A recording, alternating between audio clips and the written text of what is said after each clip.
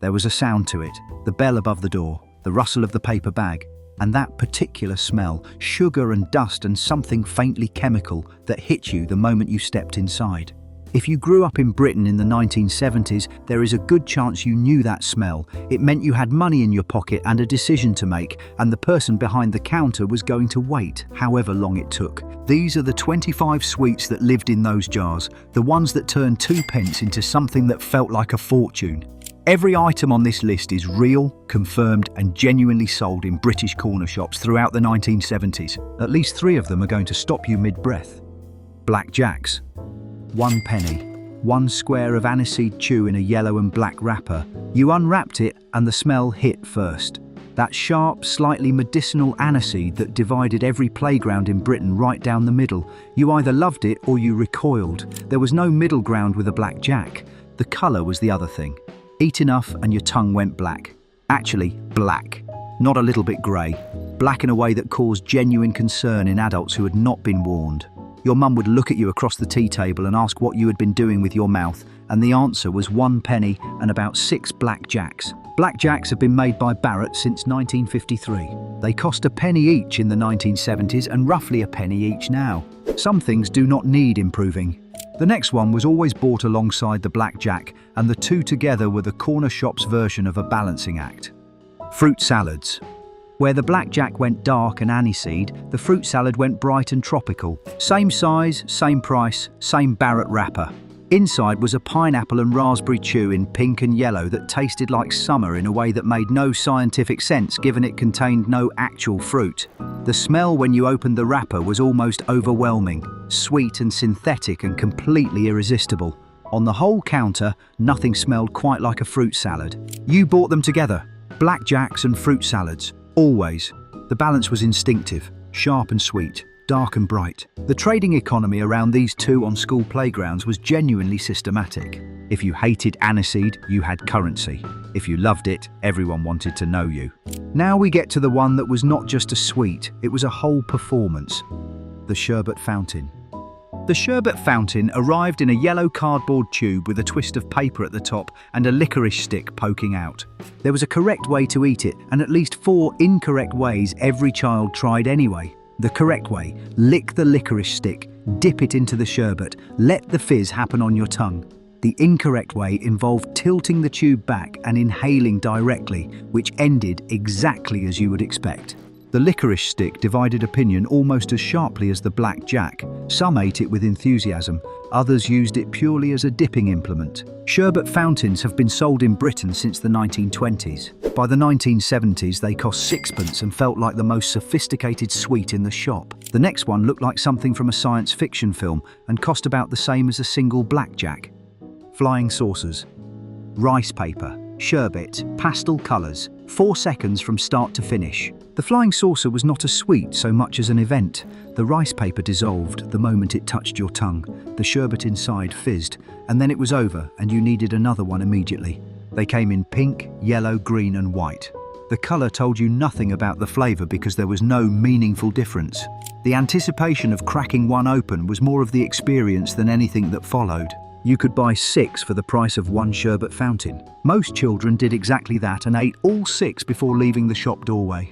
The next one had a message on every single piece, and half the fun was reading it before you ate it. Love hearts. A roll of chalky discs, each one stamped with a message. Be mine. True love. First kiss. Groovy. You held each one up before you ate it. That was not optional. You read the message, decided if it applied to anyone at school, and then either ate it privately or passed it to someone in a way you hoped nobody noticed. The texture was specific and irreplaceable. Chalky, slightly powdery, with a mild fruit flavour that was never quite strawberry or lemon. Just love hearts flavour. Swizzles have been making them since 1954. Children today eat the same disc the same way, holding it up, reading it, deciding. But in 1974, you could also press one into someone's palm at break time without a word, and let the message do the work for you. The next one had a sound, an actual specific sound when you unwrapped it, and that sound is inseparable from the memory. Drumstick lollies. The crinkle of the waxed paper wrapper was a sound that belonged to childhood. A drumstick lolly was raspberry and milk flavour on a stick, with a hard outer shell that gave way to a chewy centre. The two textures together, hard then soft, was the whole point. Swizzles launched them in 1957. By the 1970s, they were a penny each and one of the most reliable purchases at any corner shop in Britain. If you were disciplined, a drumstick lolly lasted 45 minutes. You bought one on the walk home from school, fully intending to save it. You never once managed it. Getting the timing of the first bite right felt like a small and genuine achievement every single time. The next one looks plain until you bite into it, and then something happens the wrapper gave absolutely no warning about. Refreshers. A refresher bar was soft and chewy on the outside and fizzy sherbet on the inside, and the outside gave no indication of what was coming. Barrett have been making refreshers since the 1930s. The original was lemon, which is still the one most people reach for when they describe them. The lemon had a sharpness the fruity versions never quite matched. You bit in, the sherbet hit, and for a moment the whole thing fizzed against your back teeth in a way that was slightly alarming and completely addictive. Children who found a refresher at the bottom of a mixed bag treated it like a small prize they had not expected to win. The next one had a shape that made absolutely no sense, and everyone bought it anyway. White mice. White mice were small, sugar-coated foam sweets in the vague shape of a mouse with a thin sugar strand for a tail and a mild vanilla flavour. They weighed almost nothing. This was economically significant. The number of white mice you could accumulate on a limited budget was genuinely impressive. The sugar strand tail had two factions. Some children ate it first, some saved it until the end. A small number pulled it off and ate it separately, which suggests a level of strategic thinking that probably served them well later in life. The next one made even less sense to look at, and somehow that was part of the appeal. Foam shrimps. Pink foam shaped like a prawn, fruity flavour, no connection to the sea. Foam shrimps existed entirely on their own terms, without justification. The texture left a powdery coating on your fingers. The flavour was pink, which is not technically a flavour, but is the most accurate description available. There was a ritual. Tail first, then body, then head. Or occasionally head first, which is a choice that tells you a great deal about the person making it. Now we get to the one that has divided Britain for decades and shows no sign of stopping. Parma violets. You either loved Parma violets or you considered them a form of punishment. Swizzles have been making them since 1946. A roll of lavender discs with a floral perfume flavour that tasted exactly like what you imagine a violet might taste like if you could eat one. The people who loved them completely. They dug through mixed bags to find every last one. The people who did not treated them as trading stock, reliably exchangeable at the counter, on the bus, or across a classroom desk. Open a pack today and the smell alone brings back 1974. The next one came in a shape that children spent a great deal of time debating the contents of. Milk bottles. Milk bottles were small white foam gummies shaped like old-fashioned milk bottles with a sweet creamy vanilla flavour that gave very little away until you tried one. They were scooped loose from glass jars behind the counter, weighed on the little scale and handed over in a paper bag twisted at the top. Not the most dramatic sweet in the shop. They did not fizz or colour your tongue or require any particular technique. They just tasted good, quietly and consistently, which is a quality that has kept them on sale in British sweet shops for decades. The next one was about the bubble, and the bubble was never as big as you thought it was going to be. Anglo Bubbly. Pink bubble gum, slightly harder than you expected at first, then softening into something that held a bubble longer than almost anything else on the market. Anglo Bubbly was the bubble gum of a generation. Before Hubba Bubba arrived in Britain in 1979, this was the standard. It left a pink stain on the tip of your nose when the bubble collapsed, which happened to everyone and was funny every single time. Your mother always noticed it before you had explained where you had been. The flavour lasted considerably longer than most gums of the era. Children who discovered this took it as a personal point of pride. The next sweet has a chemistry behind it that nobody knew about at the time, and the chemistry is actually quite strange. Pear drops. A hard-boiled sweet in a bicolour pink and yellow teardrop shape with a powdery sour exterior and a sweet interior. The flavour compound used is pear ester, a chemical originally used as an anaesthetic in the 1800s before someone discovered it tasted better as a sweet than as a surgical treatment. Every pear drop anyone has ever eaten contains a structural relative of a Victorian medical compound. This does not change the flavour, it just makes them more interesting. The sour coating dissolved first. The transition to the sweet interior was the reward. They sat in big glass jars in every corner shop in Britain throughout the 1970s. The next one is the sweet that grandmothers kept in their handbag, which tells you everything about how long it has been around. Rhubarb and custards. A hard-boiled sweet in pink and yellow, shaped like a small barrel, with a flavour that tasted simultaneously of rhubarb and custard without committing fully to either. Rhubarb and custards were sold in corner shops and appeared reliably in the handbag of every grandmother in Britain.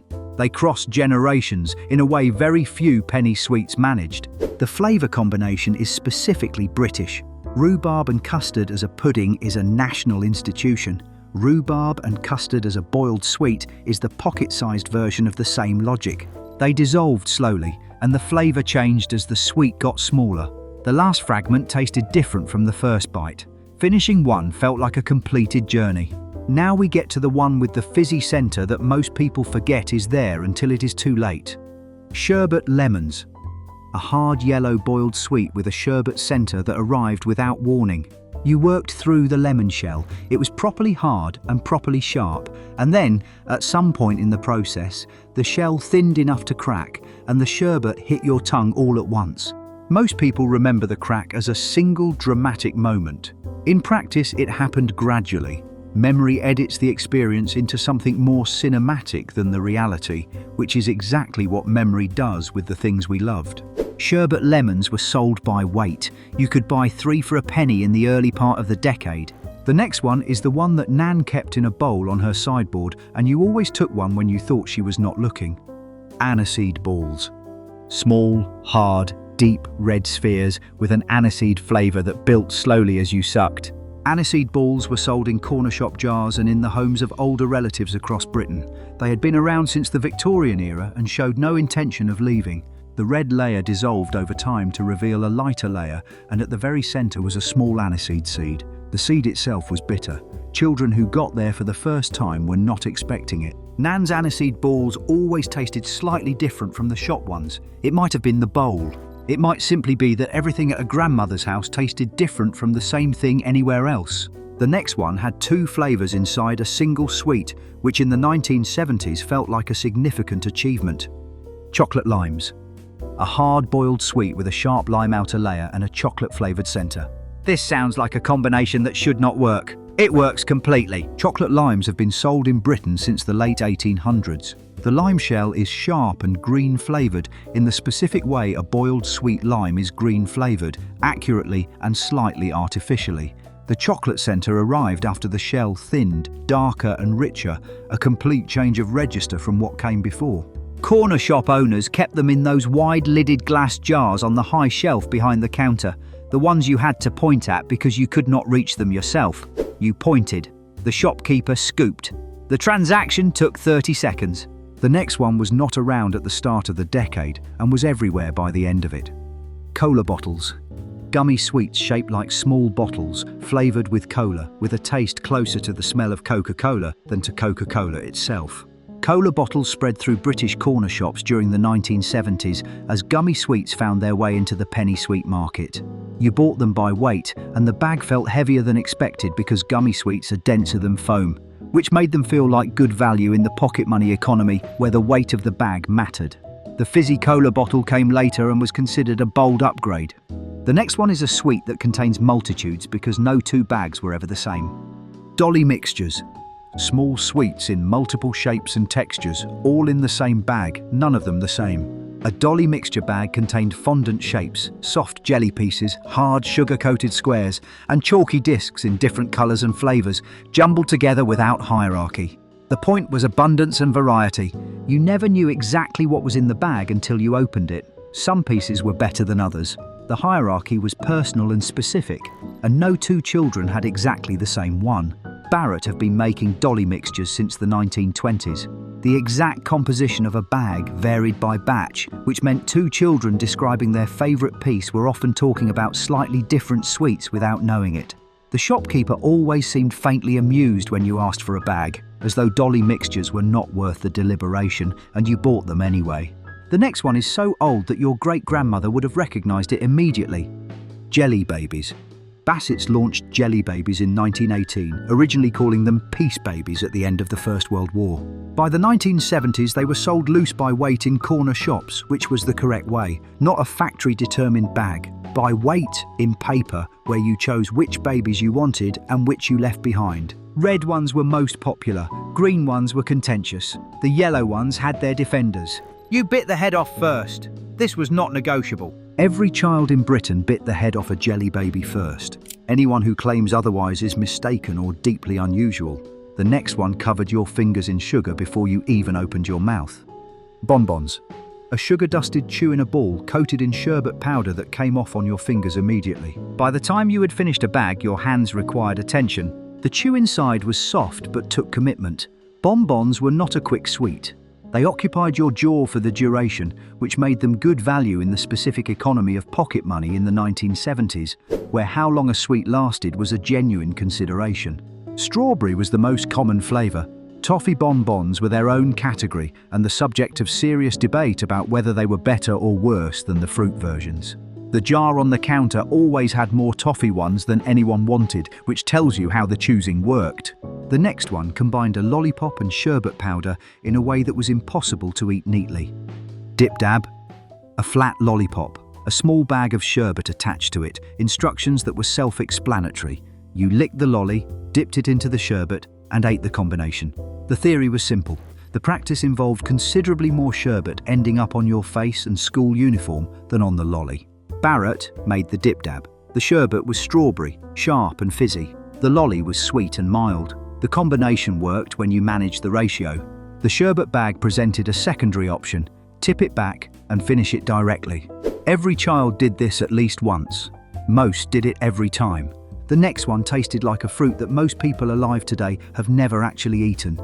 Foam bananas. Yellow foam sweets in the shape of bananas with an artificial banana flavour that tasted nothing like the bananas from the greengrocer. The reason is specific. The artificial banana flavour in sweets like these was developed to replicate the Gros Michel banana, the dominant British variety, until a fungal disease wiped it out in the 1950s. The Cavendish banana that replaced it tastes different. This means that when you ate a foam banana in 1974 and thought the flavour was nothing like a real banana, you were right. Your grandparents eating the same sweet in the 1940s thought it tasted exactly right. You were tasting a fruit that had vanished before you were born. The next one required a performance, and the performance was the entire point. Candy cigarettes. A thin white sugar stick in a small box that looked exactly like a cigarette packet. You held it between your fingers the way an adult held a cigarette. You blew gently and pretended smoke was coming out. You tapped it on the back of your hand before putting it to your lips, because that was what adults did and you were paying close attention. The sweet itself was mild and chalky with a faint mint flavour. Nobody ate them for the taste. You ate them for the ritual. The whole point was the box and the performance and the very specific feeling of doing something that looked like something you were not supposed to be doing. They later became candy sticks when the red tip was removed amid growing concern about the association with smoking. The name change did not just alter the packaging, it removed the specific reason most children bought them in the first place, which was not the flavour, but the performance. Without the red tip and the cigarette box, a candy stick was just a chalky sweet. The ritual was gone. The last item is the one that was always at the bottom of the bag and always the best thing in it. Midget gems. Small, dense, firm jelly sweets in fruit flavours coated in a fine sugar layer that gave them a slight graininess when you bit through. Midget gems were never the most exciting item at the counter. They did not fizz or colour your tongue or require a performance. They were just good. Consistently, reliably, deeply good. Maynards have been making them since the 1930s. The flavours are blackcurrant, lemon, orange, raspberry and lime. The blackcurrant is the best one. This is not a matter of opinion. It is the conclusion most people arrive at independently, across decades of eating them. You always found one at the bottom of a mixed bag, just one or two, and they were always the best thing in there, even when the bag had started with something much more dramatic. That is what a great sweet does. It does not need to announce itself. It just needs to be there at the end, doing exactly what it always did. Tell me in the comments which one you went straight to every time. The first name that comes to mind. I read every single one. And if this took you somewhere you had not been in a long time, subscribe. There is more coming.